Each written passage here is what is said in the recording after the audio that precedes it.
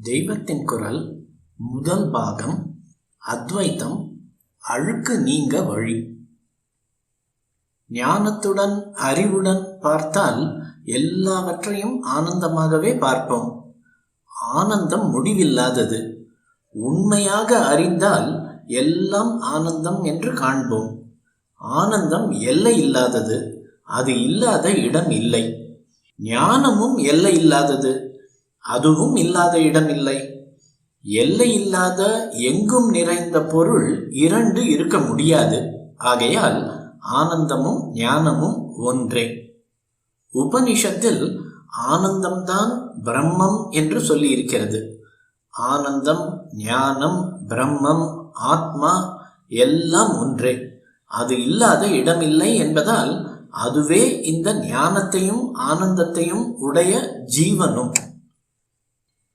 நாம் கண்ணால் மட்டுமே பார்க்கிறோம். ஒன்றை ரோஜா என்கிறோம், இன்னொன்றை ஊமத்தை என்று சொல்கிறோம்.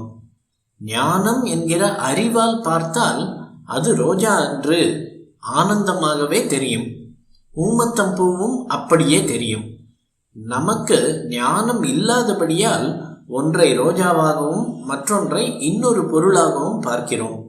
உண்மையில் எல்லாம் ஆனந்தம்தான். உண்மை நமக்கு புலப்படாததற்கு காரணம் நமக்கு சித்தத்தில் அழுக்கு இருப்பதும் ஒருமைப்பாடு இல்லாததும் தான். கண்ணாடி ஆடிக்கொண்டிருந்தால் அதில் தெரியும் பிரதிபிம்பம் யதார்த்தமாக அல்லாமல் விரூபமாக தெரியும். ஆட்டத்துடன் அந்த கண்ணாடியில் அழுக்கும் இருந்தால் பிரதிபிம்பத்தில் யதார்த்த பாவமே கொஞ்சம் கூட இராது. நம்முடைய மனக்கண்ணாடி ஆடிக்கொண்டும் அழுக்கு படிந்தும் இருப்பதால் பொருள்களை அது உள்ளபடி ஆனந்த வஸ்துவாக பிரதிபலிப்பதில்லை.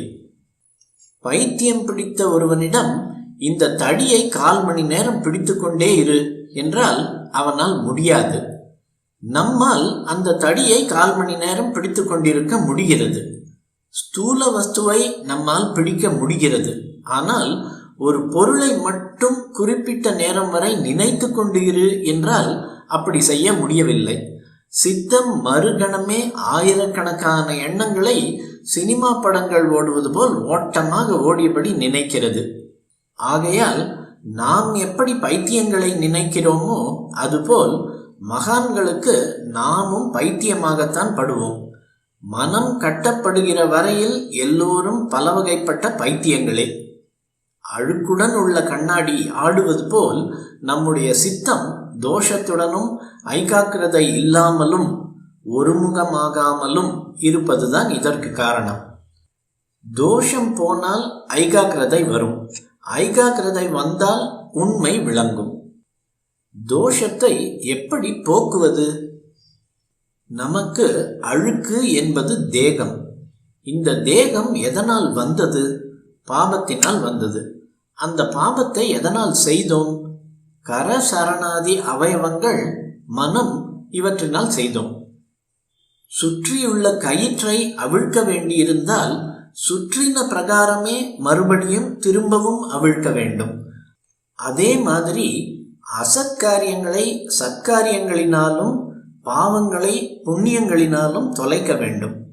கரசரணாதி அவயவங்கள், மனம் இவற்றினால் செய்த பாவங்களை இந்த அவயவங்களினாலேயே தொலைக்க வேண்டும்.